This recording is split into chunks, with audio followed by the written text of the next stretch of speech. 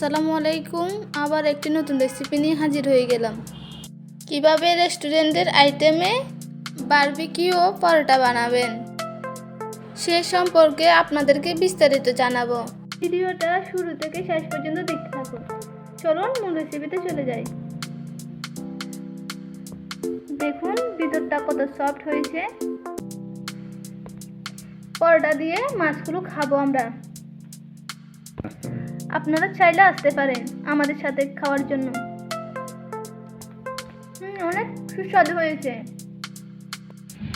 পরোটার জন্য পরিমাণ মতো ময়দা নিয়ে নিলাম, অল্প পরিমাণ বেকিং পাউডার, পরিমাণ মতো লবণ, অল্প পরিমাণ ইস্ট পাউডার নিয়ে নিচ্ছি, পরিমাণ মতো তেল। সবগুলো একসাথে মেখে নিব।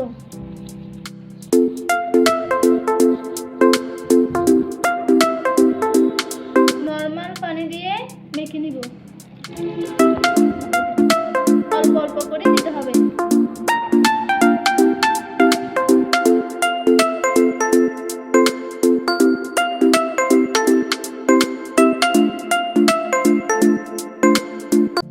একটু তেল দিয়ে রেস্টে রেখে দিব।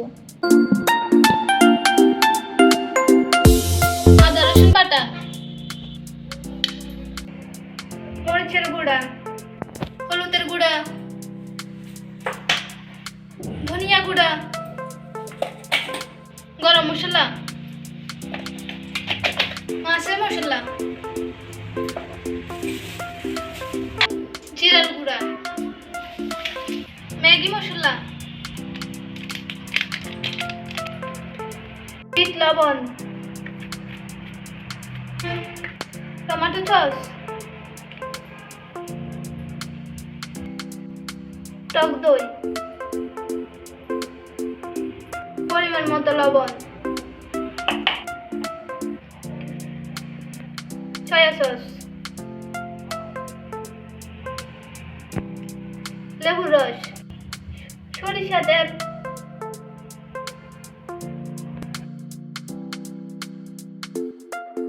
বারবিকিউ মশলা,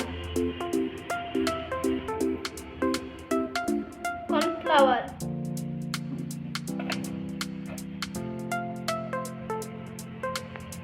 সবগুলো ভালো করে মিশিয়ে নিব।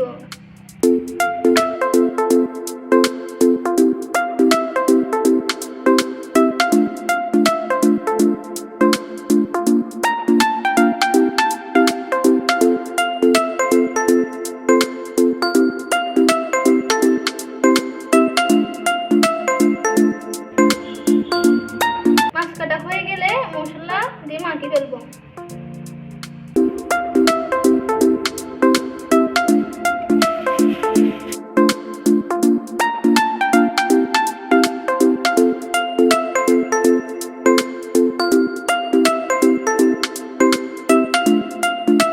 মশলাগুলো মাখানোর পর 1 ঘন্টার জন্য রেস্টে রেখে দিব।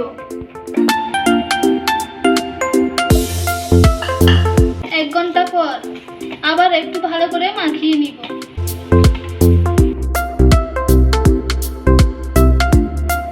পরিমাণ মতো লেচি কেটে নিব।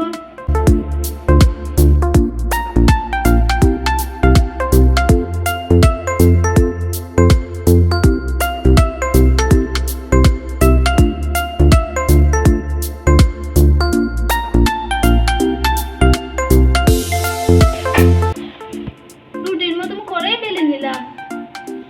উপরে হালকা করে তেল দিয়ে দিব, তবে ব্রাশ করে দিব। অল্প পরিমাণ ময়দা ছিটিয়ে দিব। আমি এভাবে কেটে নিব। এভাবে করে একটা শেপ দিয়ে দিব।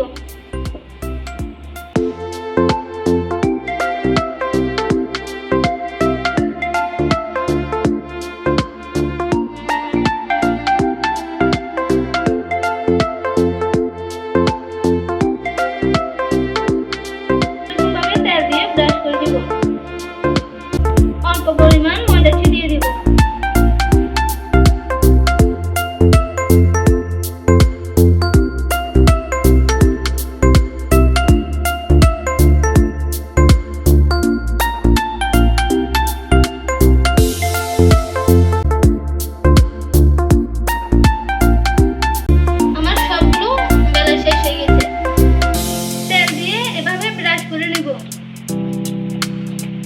ব্রাশ করা হয়ে গেলে 10 মিনিটের জন্য রেস্টে রেখে দেব। 10 মিনিট রেস্টে রাখার পর রুটিগুলো বেলে নিব।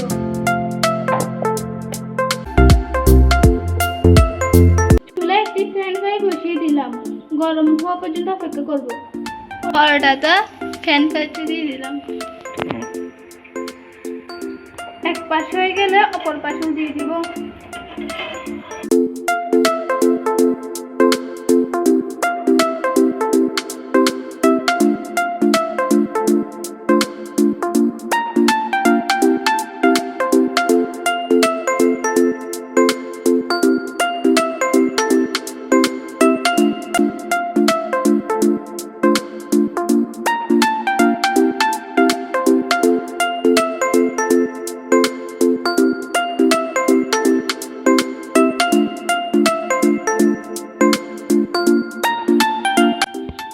আমার পরোটা বানানো শেষ। এ পর্যায়ে চলে যাব মাছ ফ্রাই করার জন্য। পরিমাণ মতো তেল দিয়ে দিচ্ছি। মাছগুলো 1 ঘন্টা ম্যারিনেট করা হয়ে গেলে ফ্রাই করার জন্য চলে যাব।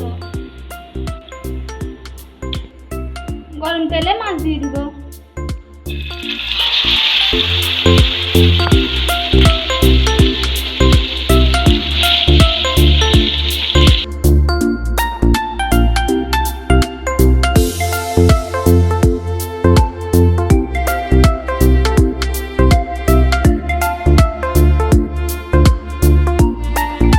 পাশ হয়ে গেলে অপর পাশ দিয়ে দিলাম।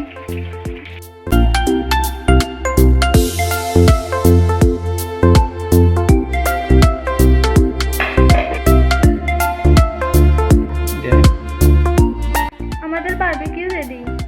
যদি আমাদের বারবিকিউ রেসিপিটা ভালো লাগে, লাইক, কমেন্ট, সাবস্ক্রাইব করে আমার সাথে থাকিয়েন। রেসিপিটি কেমন হয়েছে কমেন্ট বক্সে এসে বলে যাবেন।